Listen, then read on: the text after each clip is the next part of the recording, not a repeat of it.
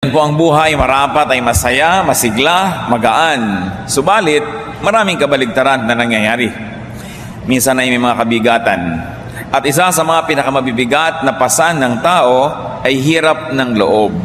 Dahil sa pagkakamali, dahil sa pagkukulang, pagkakasala, o yung tinatawag nila sa English na guilt. Dahil sa pag-usig ng budhi. Freedom from guilt is one of the greatest freedoms. At walang taong makakatawag sa kanyang sarili na malaya kung ang kanyang kalooban ay hindi malaya mula sa mga kabigatan na ito. Maging siya man ay nasa isang malayang bansa, politically speaking, maging malaya man siya sa pananalapi, economically speaking, subalit ko ang budhi ay nakagapos sa tinatawag nilang guilt, ang tao ay hindi tunay na malaya. Nais ng Diyos na ang tao ay maging malaya. Kaya dapat pag-aralan ang ganitong mahalagang mga bagay. Ang pag-aaral po natin, pinamagatan, 7 steps to freedom from guilt. 7 sa maraming mga hakbang upang ang tao ay makalaya mula sa bigat ng loob dahil sa pag-usig ng budhi. Panginoon naming Diyos, salamat sapagkat kayo nagpapalaya. Ngayon nga po ay humihingi kami ng kalayaan. Patawarin niyo po kami sa aming mga kasalanan. Papaglinawin niyo ang aming isip at nang kayo lubos naming maunawaan, mabatid namin ang iyong kalooban at masunod dito sa aming buhay. Cleanse us from sin, O God. May you empower us to know you, to understand you, and to obey you. We ask you, Lord, be our speaker. Kayo po ang maging tunay na maghahatid ng mensahe sa amin at matanggap ng puso namin ang inyong mga pagtutuwid at ang pagbibigay niyo sa amin ng kaaliwan at ginhawa. Nawa maitaas namin ang iyong pangalan, ilayo mo kami at iligtas sa gawain ng masasamang tao at masasamang espiritu. Patalasin niyo po, O Diyos, ang aming isip, palakasin ang aming katawan, at gawin ang aming pusong mayamang taniman ng iyong mga salita. Lord, may you enable us to enjoy your words, to understand you in peace. Give us peace of heart. Give us your peace. In the name of Jesus our Lord, our Savior, we pray. 7 steps to freedom from guilt. At hindi lang po 7 yan, marami. Subalit ngayon ay pag-uusapan natin ang 7. One sad truth is that people are weighed down by guilt. Ang mga tao po ay talagang mabigat ang pasanin na pag-uusig ng budhi. People are guilty of mistakes, of shortcomings, of sin. Yung sin laging merong religious connotation. But people are not only guilty because of their religious shortcomings, but sometimes it's an emotional shortcoming or probably even a technical mistake. Tulad yan po yung napakalaking apoy na tumupok sa napakaraming ektaryang gubat at mga bahayan sa California ay nalikha daw ng isang batang naglalaro ng posporo. Kung ang batang ito ay may lubos ng isip, ay sobrang guilt ang mararamdaman niya dahil sa isang technical shortcoming or mistake. Dahil bakit hindi sakalan nagpunta yung posporo at doon sa gubat at nag-apoy ang lahat.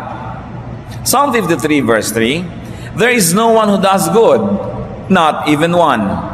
Of course, this is an exaggeration. Biblical language, like most Eastern languages, thrive on exaggeration. Meron naman tayong ginagawang mabuti. Ang ibig sabihin lang ay walang taong lubos na matatawag na lagi na at sa tuwi na at kahit kailan na lang ay mabuti. So may mga pagkakamali ang tao.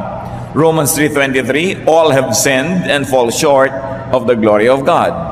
Ang lahat ay kinakapos sa kaluwalhatian ng Diyos, bagamat hindi lagi, paminsan-minsan na may tama ang ginagawa ng tao, pero walang lagi nang nakaaabot sa mataas na pamantayan ng Diyos. So people are guilty, people are full of guilt. Psalm 38 verse 4, my guilt has overwhelmed me like a burden too heavy to bear.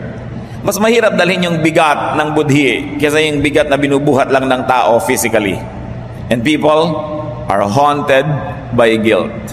Sa tuwi na ay hinahabol-habol, inuusig-usig ng ganitong uri ng kabigatan. Numbers 32:23, you may be sure that your sin will find you out. Hahanapin ka, susundan, pahihirapan ng mga alaala ng pagkakamali at pagkakasala. People are also made miserable by guilt.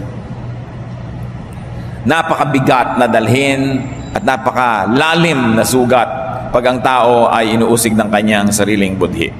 Psalm 38 verses 5-8, because of my sinful folly, I am bowed down and brought very low. All day long I go about mourning. My back is filled with searing pain. There is no health in my body. I am feeble and utterly crushed. I groan in anguish of heart. Napakaganda po mga pangungusap. Kaya nararamdaman niya ng nakaalam na ng ibig sabihin ng surutin ng sariling budhi. Sabi, ako ay yukong-yuko, napakababa at abang-aba ng aking kalagayan. Ako'y lubos na nagluluksa at daig ko pa ang pinagdurog-durog at dinaganan ng sangkalangitan. At ako'y dumadaing dahil sa tindi ng hirap na nadarama ng aking puso. At kung atin pong susuriin, ang mga pinakamababa nating mga naging kalagayan sa buhay ay dahil sa ating mga kasalanan. Hindi ka naman nagpapakaaba kung wala kang baon. Hindi ka naman abang-aba kung wala kang pera. Hindi ka naman abang-aba kung hindi maganda ang iyong damit. Pero yung nagkasala ka at nahuli ka sa akto, abang-abang-aba ka. Yung ikaw ay pinarurusahan at guilty ka talaga, talagang wala ka nang maipiyok man lang, wala kang masabi ni isang putok na salita sapagkat talagang alam na alam mong may kasalanan ka. At itong nagpapaaba sa tao. Kuminsan yung mga napaka-proud na mga husband ay nagkakanda-humble-humble pag nahuli ng misis na may kulasisi pala. Kung ano-ano mga panunuyo at pagluhod at mga paghalik sa paa ang ginagawa para lang mapatawad. Hindi ba't kung minsan kaya yabang nating mga tao pero pag nahuli kang nagnanakaw pala o nahuli ka at na may ginagawa kang mga kabulastugan sa mga dilim-dilim, may bigla ka na lang nahahumble. Kaya yung mga tao po na mayroong ganap na paggalang sa sarili, talagang iniiwasan na gumawa ng mali.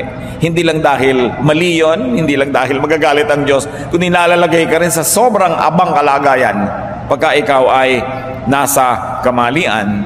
And people are made miserable by guilt. Kaya kuminsan kahit ikaw ay nakondena ng mga hukuman, ng mga public opinion, pero kung sa kalooban mo talagang malinis ang iyong loob, taas na ka pa rin.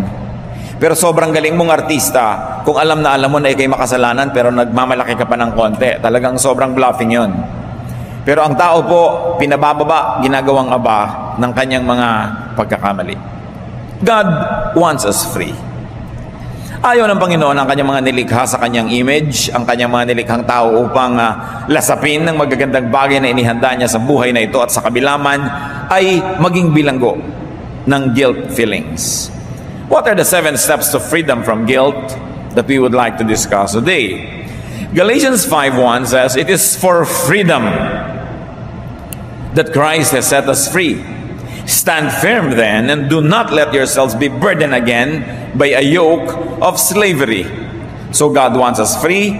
God doesn't want us to be slaves to sin, and very especially to be slaves to guilt. Galatians 5:13, you were called to be free. Kailangan ng tao ay malaya. So unang-unang hakbang para ang tao ay makalaya. Acknowledge sin. Acknowledge the mistake or shortcoming. Kung talaga pong alam natin na meron tayong pagkakasala, pagkukulang, aminin. Angkinin, panagutan. Walang taong makakalaya sa usig ng budhi kung hindi muna niya inaamin ang kanyang pagkakamali. Kaya meron pong mga pumatay ng tao o nakagawa ng mga malalalang mga krimen pero hindi naman napatunayan sa hukuman o kaya hindi naman nasakdal, pero kusa nang umaamin, kusa nang pumupunta sa pulis at nagpapakulong dahil malaya man ang katawan, bilanggo ang kaluluwa, hindi madala yung kanilang guilt. Kaya napakaganda rin pong resulta sa isang tao yung kung may kasalanan na makulong. Dahil una, reformatory yan, hindi ka naman ikinukulong para parusahan, kundi para makapag-isip-isip, magbulay-bulay, kaya ka hinihiwalay kung minsan ay wala kang kausap, kasi para ka makapag-isip. Dahil baka nga naman, kung libang na libang ka doon sa kulungan, basketball ka ng basketball at kung ano-ano, hindi mo malang maisip na may kasalanan ka nga pala. So kailangan nag-iisip-isip dahil ang tunay na paraan para makalaya ay maisip ang mga bagay na ito at matanggap na meron tayong pagkakamali at ito'y aminin. Walang taong nagkakaila ng kanyang mga pananagutan ang tunay na nakakalaya mula dito. Psalm 32 verse 5, I acknowledged my sin to you and did not cover up my iniquity. I said, I will confess my transgressions to the Lord. Sabi, ipinagtapat ko, tinanggap ko ang aking mga pagkakamalit, pinanagutan ito, at sinabi kong aking lubos na ihahayag sa Diyos ang aking mga kakulangan. Ito ang unang hakbang para lumaya ang tao. Psalm 41 verse 4, I said, O Lord, have mercy on me, heal me, for I have sinned against you. So unang-una yan, tanggapin, angkinin ang pagkakamali. Then, repent. Magsisi. Tumalikod sa kasalanan na ito, at pagkatapos ay humarap sa dapat harapin sa buhay.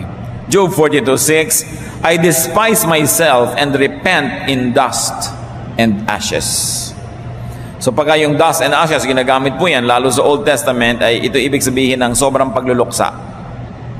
Nilalagyan ng abo ang ulo, umuupo sa abo, as a form of repentance, as an expression of repentance. Acts 3:19, repent then and turn to God, so that your sins may be wiped out, the times of refreshing may come from the Lord. So true refreshing comes from repentance. Hindi na dadaan sa bakasyon, hindi na dadaan sa pagpunta sa mga paliguan o mga spa kung ang budhi ay hindi mo na isinusuko sa Diyos at hindi nililinis, walang tunay na magiging ginhawa ang isang tao. So to repent is to turn and get away from what inflicts guilt. 2 Timothy 2:19, everyone who confesses the name of the Lord must turn away from wickedness. So sino po ang tunay na nananalig sa Diyos? Sino ang tunay na nagpapasakop? A believer is defined by what she or he does. And very importantly also, a believer is defined by what he or she does not do. Hindi sapat na sabihin niya, nag-church ako pag linggo, therefore believer ako, pero anong ginagawa mo from Monday to Saturday? Hindi sapat na sinasabi mong nagta-tithe and offering ako, therefore believer ako, pero ano pang ginagawa mo sa iba mo pa mga pera? Baka naman bumibili ka ng kung ano-anong mga drugs, kung ano-anong mga pampasira sa sarili, o kaya ay sa kapwa. So tayo po ay natitingnan ng kalangitan sa ating ginagawa at hindi ginagawa. And also, another way to be free from guilt is to pay. Magbayad. Pay for your sin, for your mistake. Pay for your shortcoming. Kaya nakikita po natin yung mga inuhusgahan ko minsan, o makukulong ka ng 10 taon at magbabayad ka ng 200,000 pesos doon sa na-damage mong tao. Kasi kailangan nagbabayad. Pag hindi nagbabayad ang tao, meron siyang guilt. Kahit na yung guilt mo hindi mo laging nararamdaman, nandun yun. Inuusig ka rin nun sa ibang paraan.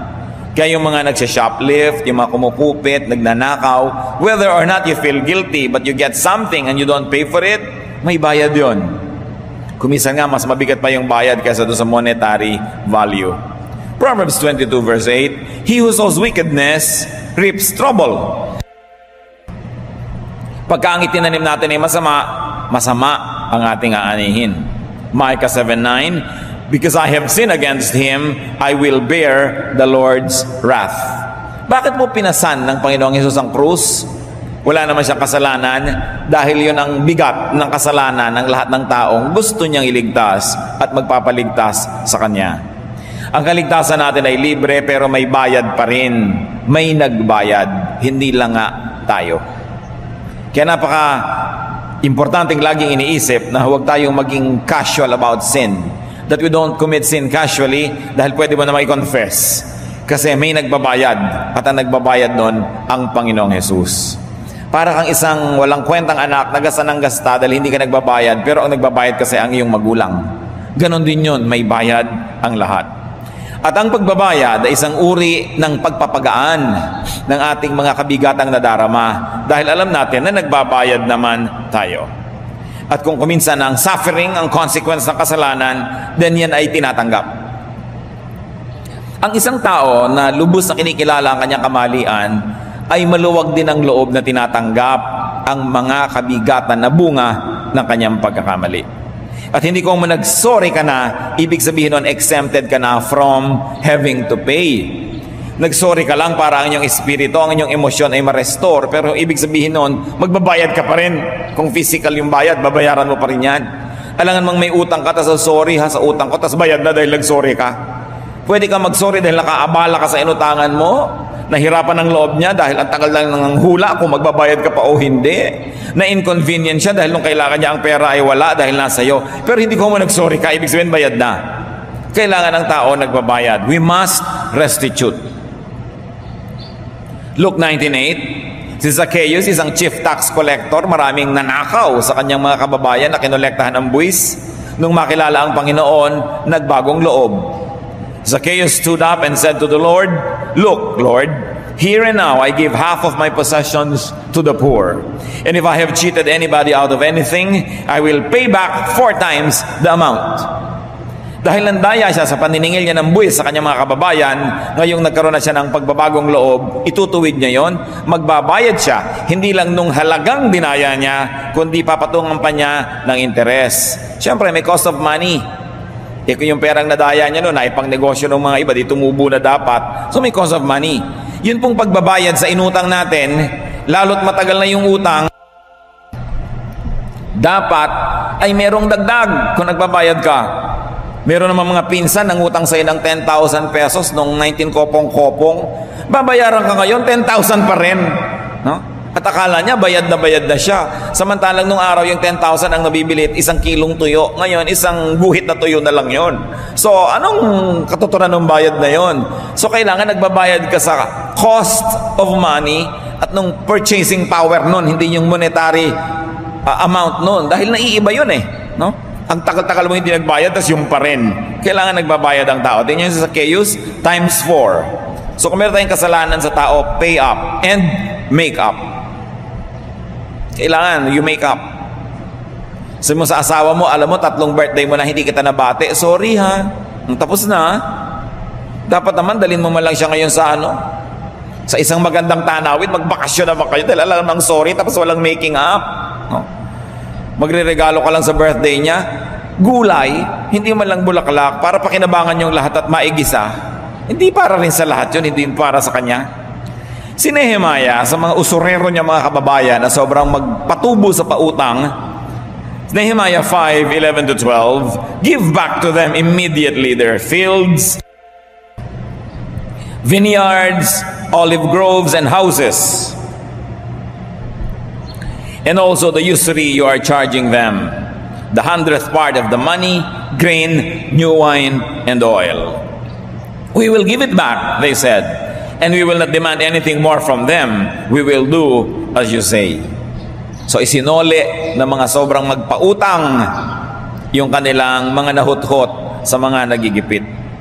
So sorry means to make up, punan ang pagkukulang. Hindi lang sinasabi niya na forgive and forget. Sinasabi din nung sorry, may gagawin ako na magpapahupa sa iyong galit, magpapalubag ng iyong loob, at magpapatunay na nais kong makipagkasundo at makipagmabutihan sa iyo. Another step to freedom from guilt is to reevaluate your concepts of sin. To reevaluate your standards.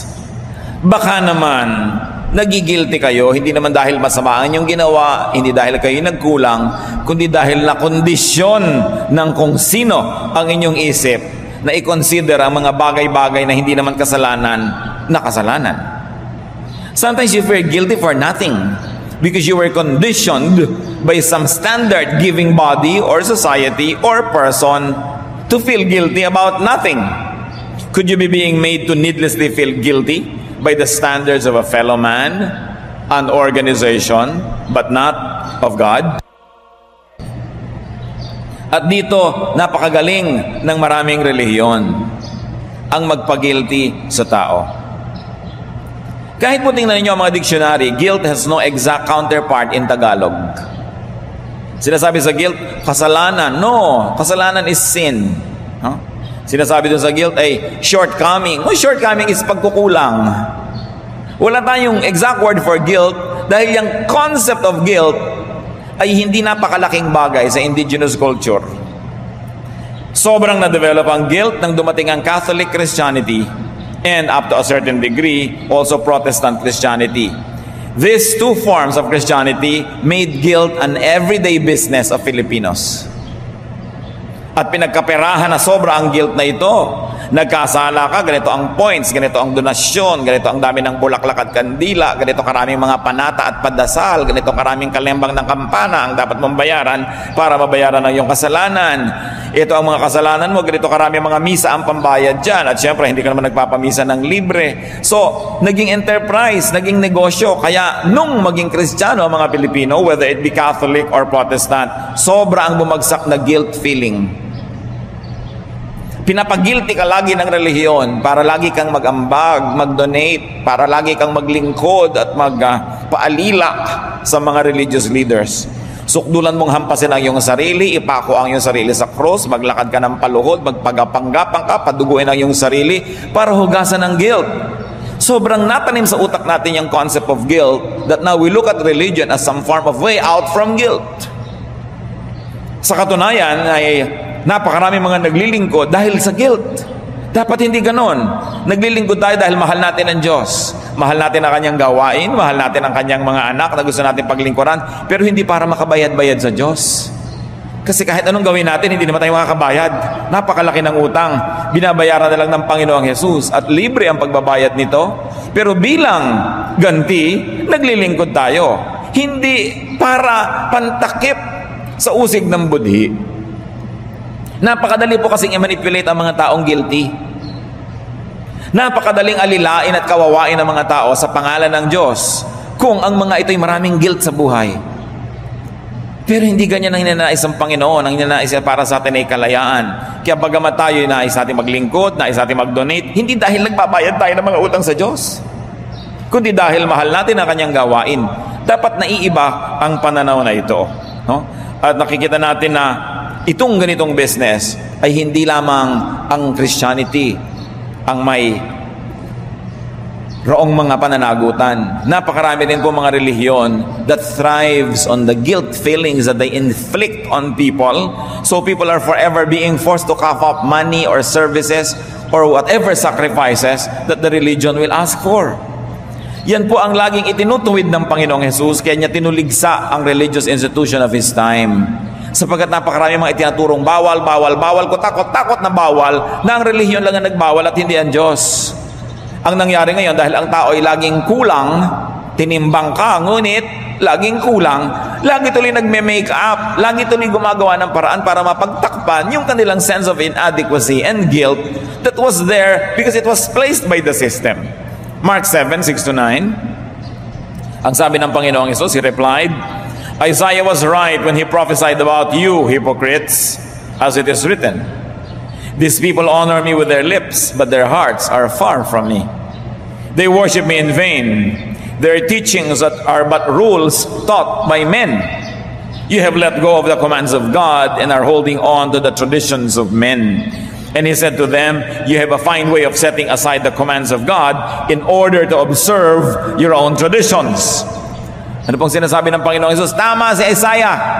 Nung siya ay nagsalita tungkol sa inyo, mga religious leaders kayo, pinaparangalan nyo ang Diyos sa salita lang, pero sa gawa, hindi. Ang mga itinuturo nyo, hindi turo ng Diyos. Mga inimbento nyo, mga doktrina, ang itinuturo ninyo. Mga doktrinang di maabot-abot ng tao, kaya lagi sila nagigilty, kaya nanghihina ang kanilang loob at kaya nyo silang i-manipulate dahil sila ay guilty. But their guilt doesn't come from their offenses against God, but it comes from a feeling inflicted on them by the standards you invented.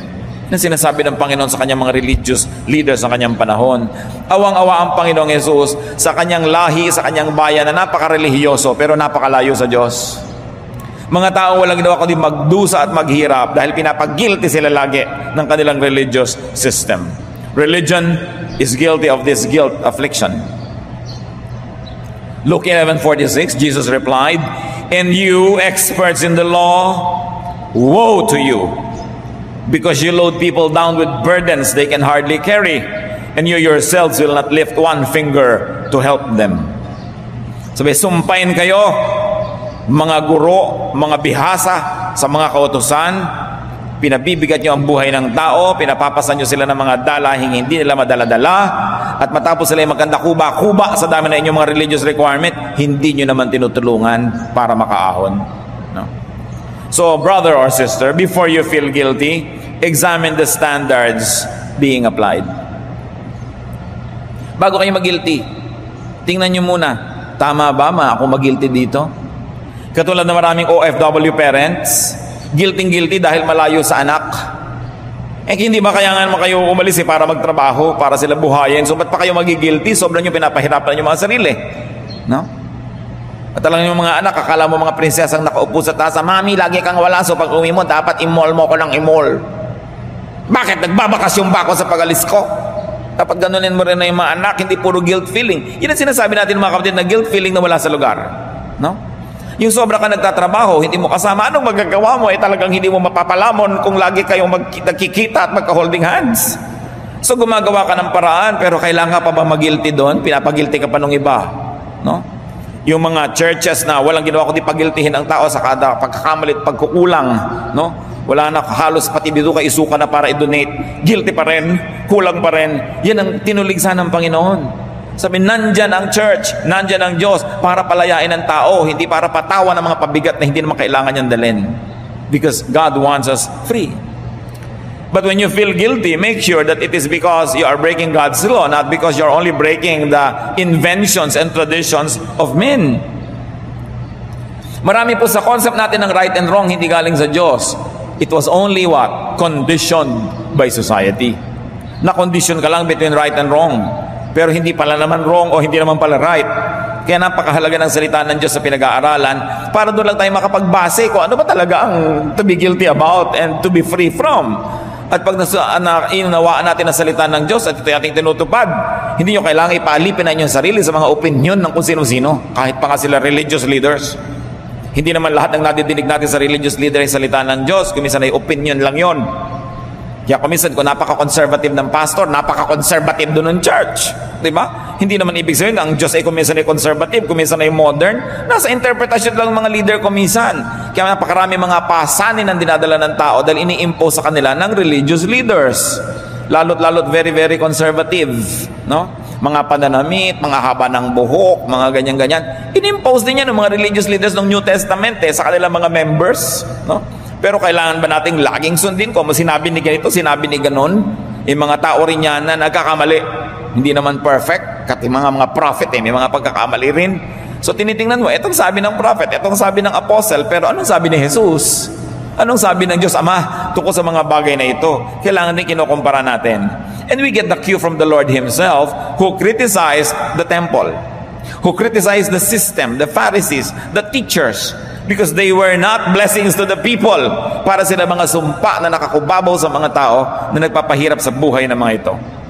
So be free from guilt imposed and inflicted by undeserving others. From moral impositions of what I call undeserving others. Dahil sino sila? Kaya nga may kantang, di ba, yung title, Nosi Balasi. Sino ba sila? No, para magsabi sa akin kung gaano kahaba dapat ang palda ko? Sino ba sila para magsabi sa akin kung gaano kahaba ang buhok ko? Sino sila para magsabi sa akin kung paano ko hawakan ng kutsara at tinidor? Sino sila para magsasabi kung paano ko higupin ng sopas? Sabi niya, Nosi Balasi. No? Ang mahalaga yung utos ng Diyos. Yung mga utos ng ibang tao, opinion lang nila yon. Kung sila sundin sa buhay nila, di sundin nila. Kung ayaw mo sa buhay mo, diwag. Ang mahalaga yung moral law of God, hindi natin ma-break. But everything else is just cultural preference. You are free to be yourself. Kung gusto mo makakapartner na damit mo ay kulay pula at kulay dilaw at kulay asul, sino ba sila para sabihin sa iyo hindi yan ang dapat color combination? Feeling gumamela ka ngayong araw na ito. It's up to you. Malaya ang tao. Ang dami-dami kasing bawal, nagpapahirap sa buhay. Matthew 23, 2-3, the teachers of the law and the Pharisees sit in Moses' seat. So you must obey them and do everything they tell you. But do not do what they do, for they do not practice what they preach. Ito ba ang sabi ng Panginoon? Bago ka sumunod kung kani-kaninong religious leader na ubod ng ihigpit, tingnan mo muna kung hinihigpitan ba niyang buhay niya. Yung mga ayaw pakainin ng karne tuwing Biyernes, tingnan nyo sa kanilang mga bahay kung ano kinakain din nila. Baka tao lang ang bawal kumain ng karne pag Biyernes tapos sila makain nun. Oh? So tingnan mo, sabi, huwag mong sundin ang mga pinagsasasabi nila, tingnan mo mga buhay. Dami-dami nilang pagbabawal sa iba, tapos sa kanilang sarili, hindi naman. Napakabait po ng Panginoong Yesus Napakabait niya. Napakabuti niya. Mas gusto niyang panigan yung mga kawawang tao na aapi kasi yung makapangyarihan na institutions. Kaya tingnan nangyari sa ipinako ng mga ito. Dahil hindi nila matiis na lagi silang nakikriticize at ang mga tao nakakalaya at pag lumaya ang tao, di wala nang sunod-sunuran sa kanila. Kaya pinatay nila ang Panginoon. At ganoon ang pag-ibig ng Diyos para sa atin na ipinadala niyang kanyang anak na si Jesus upang tayo palayain at kahit sa proseso nito, siya ang magdusa. Kaya hindi na bagay ngayon sa mga anak ng Diyos na patuloy na magapos sa mga hindi naman kailangan mga tali. Nasasayang ang pagdurusa ng Panginoon. Nasasayang ang ibinayad ni Jesus na dugo at buhay para palayain ang tao kung patuloy lang naman tayo magiging alipin ng ganito mga ideya. How else can we be free? Apart from clear, obvious, and unilateral godly standards, make your own personal standards based on your own realities. Konting-konti lang ang absolute sa buhay. Bawat tao may kanyang realidad. May kanyang katotohanan. At ang katotohanan na yan, hindi niya dapat iniiwan sa equation. Your reality must be a very important part of the equation. Not only the reality of an idea or a theory, not only the reality of a doctrine or a concept, but your reality must be factored in. Kaya tinitingnan mo, ito ba'y bagay sa akin, angkop sa akin, ito ba ang pinakatama sa akin? Hindi isasakripisyo ang isang buong buhay sa bulag na pagsunod sa isang ideya na baka mali pa nga ang pagkakaunawa, sayang naman ang buhay na inialay sa isang maling pagkakaunawa lamang. Romans 14:22-23. Whatever you believe about these things, keep between yourself and God. So meron ka dapat personal theology, personal hermeneutics, personal interpretation. Sabi, whatever you believe about these things, keep between yourself and God.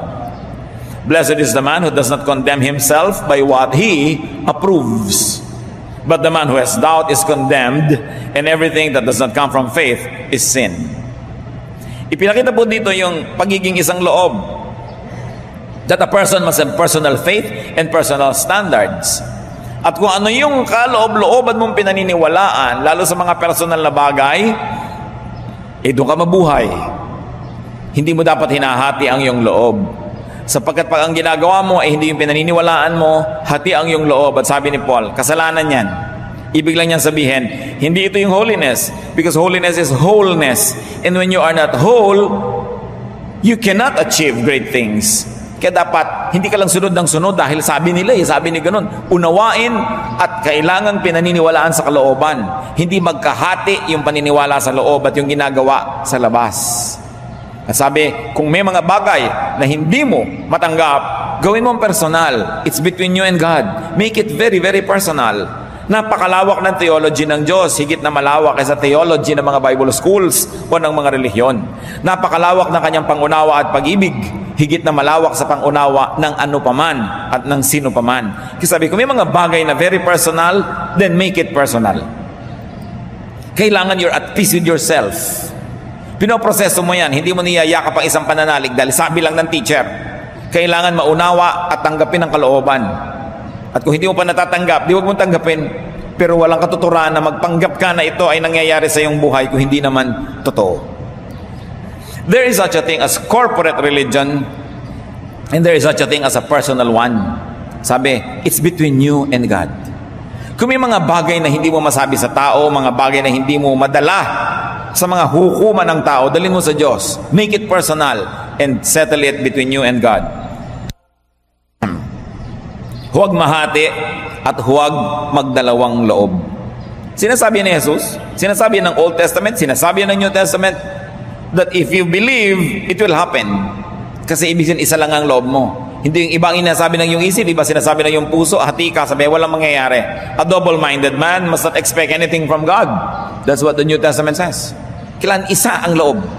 Kaya ang mga bagay na yan, iniisip, sinasala, tinatanggap sa kaloob-looban para maging totoo at maging makapangyarihan. Make peace with yourself. It is important to be free.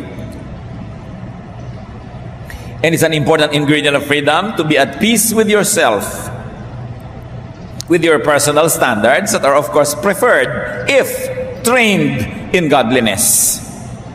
Kailangan merong input ang sarili nating diwa. And when all else fails, Wala na mag-click. Lahat na ito hindi natin magawa. Take forgiveness, take shelter and refuge in God's grace. Wala na tayong sulingan, wala tayong maabot, wala tayong maisip, guilty tayo. Kumanlong sa pag-ibig ng Diyos. Sumilong sa kanyang pagmamahal at walang patakarang pagpapatawad. Psalm 25, 16-18. Turn to me and be gracious to me, for I am lonely and afflicted. The troubles of my heart have multiplied. Free me from my anguish. Look upon my affliction and my distress, and take away all my sins. What a very sincere prayer. Sabi, kahabagan mo naman ako, Diyos. Sobra na ako nalulungkot, sobra na ako nababagabag. Palayain mo ako sa aking mga pagdurusa. Ilayo mo sa akin ang aking kasalanan. At meron pang sinabi, take my sin as far as the east is from the west. Take my sin to the depths of the sea. God can give complete freedom and complete pardon. But of course, it is God who is the creditor, and God pays. That's why God can forgive. Psalm 86:15, but you, O Lord, are a compassionate and gracious God, slow to anger, abounding in love and faithfulness. So kung hindi natin kaya yung lahat ng mga napag-usapan, itong kahuli-hulihang remedyo, lunas, sumilong sa pangunawa, sa pagpapatawad, sa pag-ibig ng Diyos. Charge your sins to Christ. Charge your shortcomings to God's grace. Romans 8:33-34. Who will bring any charge against those whom God has chosen? It is God who justifies. Who is he that condemns? Christ Jesus, who died, more than that, who was raised to life, is at the right hand of God and is also interceding for us. Remember, when you have done your best, kulang pa rin, God remembers that we are dust. Psalm 103:14, He knows how we are formed. He remembers that we are dust. But I'm very emphatic, brothers and sisters. Ito na yung huling remedyo. You say, God remembers that I am dust. Hindi ito yung una. Kailangan ginagawa muna natin lahat ng kaya natin gawin, at sa kaabot-abot ng kadulu-duluhan ng maaabot natin ay hanggang doon na lang talaga. You say, well, God will remember that I am dust. Dust, ibig sabihin naman hindi nothing. Something din yung dust. So you do something. Pero kung kulang pa rin, ang kabaitan na ng Diyos ang magpupuno. Pero bigyan niya naman ng Diyos ng pupunan. Alangan namang zero, alangan namang wala tayong effort. Dapat yung pinakakaya natin abutin, at hanggang doon na lang, huwag na kayong mag-guilty dahil hanggang doon na lang eh. Ano magagawa nyo? Charge it to God's grace. But you can face God and say, Lord, this is my best. I did my best, you take care of the rest. At kung totoo mang tayo nagkasala, nagkamali, nagagalit ang Diyos sa kasalanan, but God won't be angry for long. And God won't be angry forever. Isaiah 12:1, I will praise you, O Lord, although you were angry with me, your anger has turned away, and you have comforted me. Ganoon na lang ang papuri ko sa iyo, O Diyos, dahil galit ka man, humupa na rin, at ngayon naman ako'y binibigyan mo ng ginhawa. Psalm 30:5, for his anger lasts only for a moment, but his favor lasts a lifetime. Sandali lang daw ang galit ng Diyos. Ang Diyos ay hindi nagtatanim ng sama ng loob. Kaya lang pag nagagalit ang Diyos talagang magagalit yan agad. No? Parang mabuti pa yung mga tao na magagalitin, nagalit agad, sumigaw o ganyan, tapos mamaya tapos na.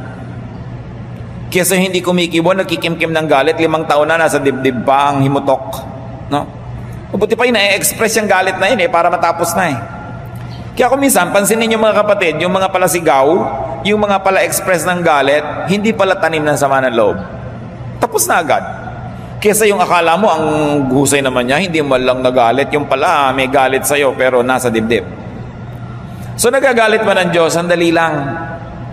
At tayo man, pwede nating matutunan yun, dahil tayo mga tao nagagalit din. Pero dapat sandali lang.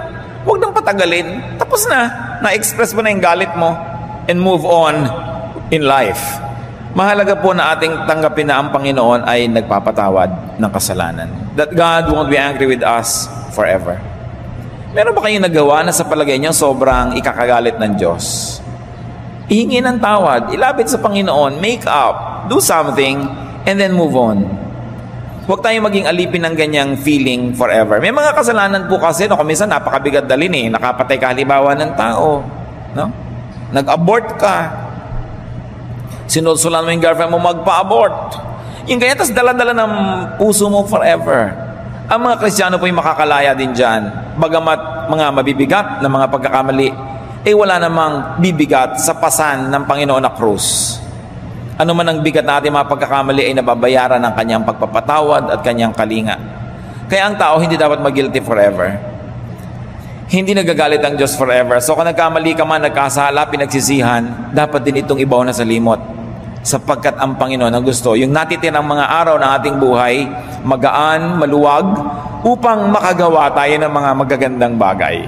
Hindi dahil sa guilty feeling, but because of our great love for God. Hindi para patawarin ng Diyos, kundi bilang pagtanaw ng utang na loob sa Diyos, kaya tayo gumagawa ng mabuti. Iba yun magkaiba ang dala ng dibdib, bagamat pareho lang kayong nagsisikap. It is important, no? Guilt can come from doing something wrong, the guilt of commission. It can also come from not doing something right, the guilt of omission. Hindi sapat na umiiwas tayong gumawa ng hindi tama, dapat din ay ginagawa ang tama. Sapagkat kadalasan may mga guilt din na nagmumula sa hindi pagkakagawa ng tama. So be free from guilt by doing what is right and by not doing what is wrong, by reviewing your standards.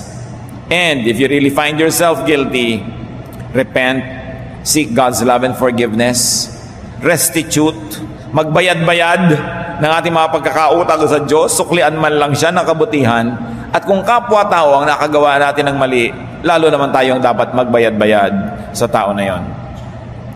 Stick to the standards of God. Do not be enslaved by mere standards of men. Find freedom in God's forgiveness, in men's forgiveness, and very importantly, in your own forgiveness. Kung minsan, tayo ang napakalupit sa ating mga sarili, tayo ang hindi nagpapatawad sa ating sarili, bagamat napatawad na tayo ng Diyos. Ama namin, nagpapasalamat kami na kayo mabuting Diyos. Hindi nyo kami sinusukat sa isa lamang na insidente ng pagkakamali, kundi sinusukat nyo kami ayon sa iyong pag-ibig. Nililinis, pinapatawad, itinutuwid, binibigyan ng napakaraming mga bagong mga pagkakataon. Your blessing is new every morning. So we thank you, Lord, that we don't have to be guilty all our lives. Mga kapatid, kung meron talaga tayong mga guilt feelings na hindi pa natin yan nare-resolve hanggang ngayon, this is the time. If you are still haunted by a guilt feeling, kung kailangan humingi ng tawad sa Diyos, ihingi na ngayon. Kung kailangan humingi ng pagkalinga, pagmamahal ng Diyos, ihingi na ngayon. Huwag sayangin ang pagkakataon. Katulad din yan at kasama niyan, set other people free. Yung mga hindi nyo pa rin pinapatawad, hindi pa rin sila free. Kahit na hindi kayo nagkikita, mayroong spiritual connection yan, hindi pa rin sila malaya. Regaluhan nyo na ng kalayaan. Kung meron pa kayo hindi pinapatawad, putulin nyo na yung tali na tumatali sa kanya patungo sa inyo. Dahil kayo rin hindi makalayo, nakatali din kayo. Kung may tinatali kayong tao, nakakabit din sa inyo yon, hindi rin kayo malaya. So sa pagpatid ng mga gapos na ito, tayo na rin ang unang-unang nakakalaya. So let's bow before the Lord. Kung meron tayong kailangang isuko ng mga guilt feelings, isuko na natin. At kung meron tayong dapat patawarin ngayon para yung guilt nila makalaya na rin, patawarin nyo ngayon. This is a spiritual time to be renewed and to give renewal to other people. Oh God, thank you for your grace. Turuan nyo kaming kilalanin ang aming mga sarili at isuko sa inyo ang aming mga nagawa na inuusig ng aming budhi. At ganon din, ngayon man, turuan nyo kami, Lord, na magpatawad, magpalaya ng mga tao na kagapos pa sa amin dahil sa mga guilt nila laban sa amin. At nawa, Panginoon, sa sandaling ito, lumaya ang maraming mga anak mo na hindi naging conscious na nakatali pa pala, nakagapos pa pala. Move among your people, O God. Teach us how to react to your reminder today. Magbulay-bulay tayo mga kapatid sa ilang saglit ng katahimikan. Humingi tayo ng direksyon mula sa Diyos kung anong gagawin natin sa mga nadinig natin ngayon. Maaaring sa ikabubuti natin o ikabubuti ng ating kapwa, seek God's grace that we may be able to apportion the blessings of these words to our daily lives.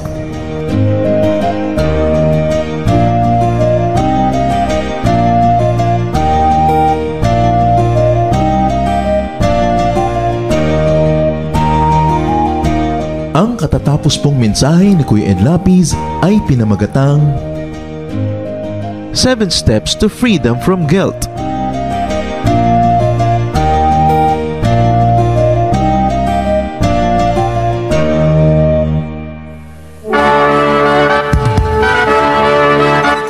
Halina't sama-samang sumamba at magdiwang sa Day by Day Jesus Celebration kasama si Kuya Ed Lapiz. Bulwagan ng Panginoon PICC, one Sunday a month, Philippine International Convention Center, Rojas Boulevard, Pasay City. All other Sundays sa mga day-by-day mini-bulwagan ang pagtitipon. Para sa buwan ng Disyembre, gaganapin ito sa December 8, 2024. 8 a.m. ang First Jesus Celebration, 10 a.m. naman ang Second Jesus Celebration. Para sa iba pang detalye, bisitahin ang ating official Facebook page, Day by Day Friends.